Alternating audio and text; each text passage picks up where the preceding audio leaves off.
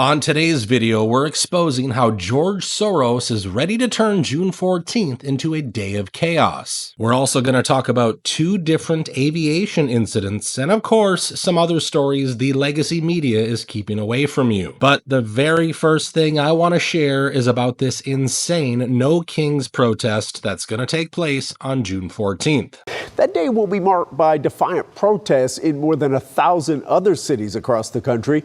Each red dot represents one of the 1,800 No Kings rallies. What can you do at home? It's No Kings Day this Saturday. 2,000 rallies across America. Americans need to show up, because if we don't show up, democracy dies. I'm sure many of you have seen videos like this one promoting these protests that are going to take place all over the US. This is a time for us to peacefully come together and to speak out against and protest what our government, specifically Trump, has been doing in the United States. However, we all know these protests, or more accurately riots, are often very well funded. I mean, at this point, people are coming out daily to reveal how much they were being paid to join these riots in LA. Who's making money on riots? Professional agitators for a start. But the trouble is figuring out who's paying them. Following apparent top-level security briefings on the subject, President Trump branded the 2025 LA anti-ICE riots as being fueled by agitators. While some dismissed these claims, they appear to have been corroborated by LAPD Chief of Police Jim McDonnell in a press interview, where he acknowledged that there are people in the crowd who, quote, do this all the time. This tracks reports of mysterious ads offering to pay up to $12,500 per week for rioters. I just got offered $200 a day to go protest ICE in New York.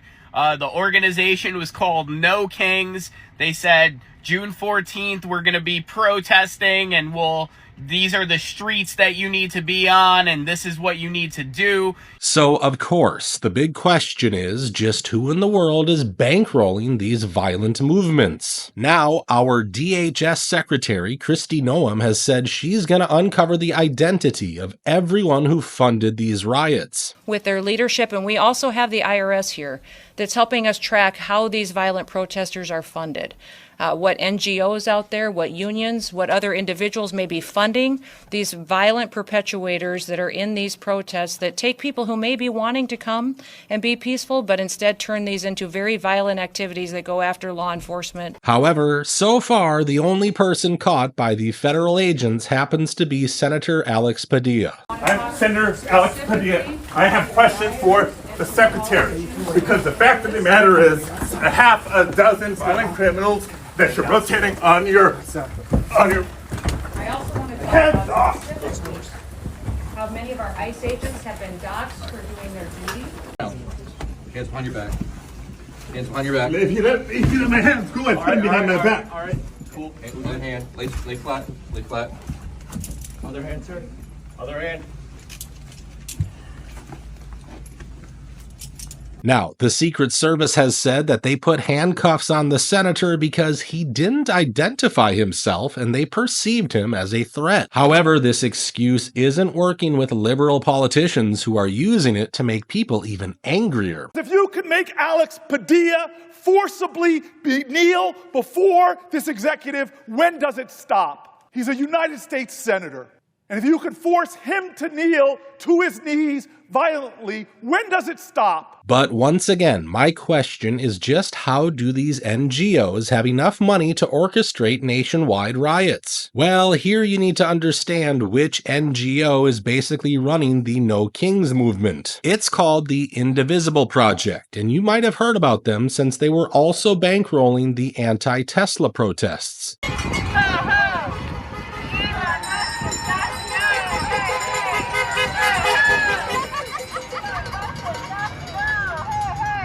Now, Indivisible was created in 2016 by Ezra Levine and Leah Greenberg, and in their own words, their initial goal was just to get Hillary Clinton elected. Their goal, however, changed into opposing Donald Trump, and they've been pretty open about their agenda, and they don't care if anyone exposes them. And actually, you know what? I want to give another shout out to somebody really near and dear to my heart. I don't know them personally, but I've seen their work. Now, I want to remind you that these are the same guys who were paying people to take violent action against Tesla. That is the fact.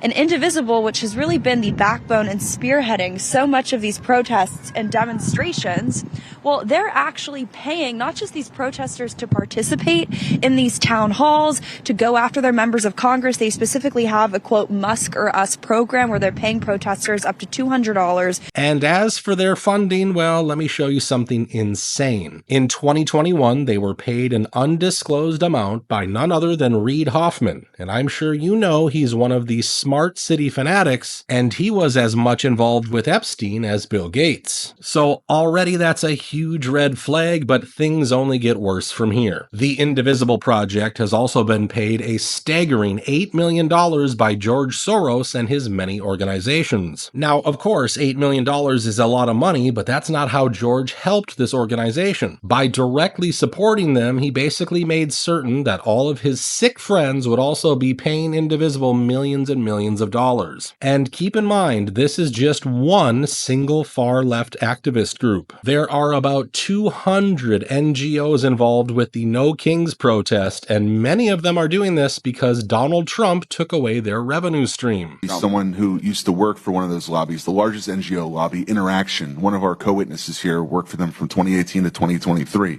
USAID effectively self-funds its own external private lobby that then goes back to Congress and asks for more money for USAID. So the taxpayers fund this lobbyist who's working against American interests. Correct. And while these greedy NGOs are ready to create chaos, the liberal politicians aren't helping either. For instance, the president has proposed some changes to his deportation policy. You know, you go into a farm and you look and they've been there for 20, 25 years and they've worked great and the owner of the farm loves them and everything else, and then you're supposed to throw them out, and you know what happens? They end up hiring the people, the criminals that have come in, the murderers from prisons and everything else. So we're going to have an order on that pretty soon, I think. We can't do that to our farmers, and leisure too, hotels. We're going to have to use a lot of common sense on that. This is a big concession from President Trump, and many of his followers aren't really happy with this announcement. Now, of course, people like Gavin Newsom could use this announcement to work out some kind of solution with the federal government. Instead, he's busy telling people to keep rioting. So just moments ago, Donald Trump made a major reversal in his mass deportation policy. Indiscriminately, he's been sending armed agents into farms and fields and ranches all throughout California and increasingly across the country. I was in Oxnard, California yesterday. I met with a 12-year-old boy, tears pouring down his face. His mom and dad snatched by agents. They were working the fields for over 20 years. He doesn't know where they are. He has no family in the United States. He's here alone, a sixth grader. Donald Trump may not care about him, but he's finally listening to you, calling out these indiscriminate acts of cruelty. Let's keep up the pressure and let's do it peacefully. I told you, he loves this violence because it's the only way he can revive his chances of a 2028 nomination. Unfortunately, these people are playing with fire. In Florida, we're hearing things like this from politicians and police officers. If you spit on us, you're going to the hospital and in jail. If you hit one of us, you're going to the hospital and jail, and most likely get bitten by one of our big, beautiful dogs that we have here. If you throw a brick, a firebomb, or point a gun at one of our deputies, we will be notifying your family where to collect your remains at, because we will kill you graveyard dead. In Texas, the governor himself has deployed 5,000 National Guard members to stop the upcoming protests. This morning, Texas National Guard troops are here in San Antonio. The governor deployed them in advance of anticipated anti-ICE protests that are scheduled for this week. In fact, now, my question, what would happen if some kind of planned altercation starts in these states? It could lead to widespread bloodshed, and we absolutely don't want that. So my goal for making this video is simply to inform you how some bad faith actors are trying to turn a day of celebration into a day of sorrow. Now, moving on, the next story I want to talk about involves two separate aviation incidents. One of them took place in India, where yet another Boeing 787 went down right after takeoff.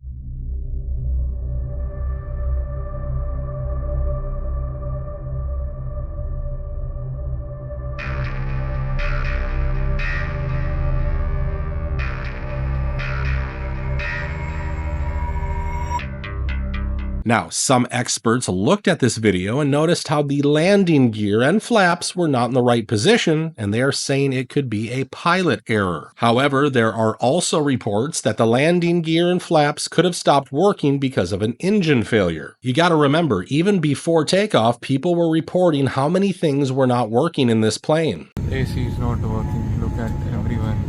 So many people, they are using these magazines. AC is not working at all. Whatever the case might be, it's another stain on Boeing, and it's just sad that so many lives were lost in yet another disaster. However, we were also lucky that only one plane crashed instead of two. You see, a JetBlue flight also nearly suffered a huge catastrophe at Logan International Airport in Boston. Breaking tonight, Logan Airport is still experiencing delays after this. A plane skidded off the runway during landing and onto the grass. Now, luckily no one was injured, but the scary thing is what the pilot reported. According to her, she lost all control over the plane's steering soon after touchdown. This basically means the situation could have taken a far more drastic turn. And that's why I think we absolutely need to improve our safety protocols, or air travel is only gonna get less popular. Now, before we end this video, I'm gonna show you an insane interaction between Pete Hegseth and Congressman Mike Turner. Lawyer here, I just want to help you out because people try to twist your words. You are not confirming in your testimony today that at the Pentagon there are plans for invading or taking by force Greenland, correct? That is not your testimony today. All my testimony is that the Pentagon has plans for any number of contingencies. It is not your testimony today that there are plans at the Pentagon for taking by force or invading Greenland, correct? Because I'm sure as hell hope that it is not your testimony. We look forward to working with Greenland to ensure that it is secured from any potential threats. Excellent. Now you're back. As you just saw, even though the congressman tried to stop him, Pete Hegseth has basically confirmed that the Pentagon is planning to invade Greenland. Of course, our president has talked about taking over Greenland for months now. I think everybody wants to see that work out. We need Greenland, very importantly, for international security. We have to have Greenland. It's not a question of, do you think we can do without it? We can't. However, this is the first time we have received confirmation that in case Greenland doesn't agree with U.S. demands, it can be invaded, which is no joke. So I want to know what you guys think about all these stories. Do you think they should instantly start investigating George Soros and his foundations? Share your thoughts with everyone in the comments down below. Thanks for watching today's video, and I hope to see you in the next one.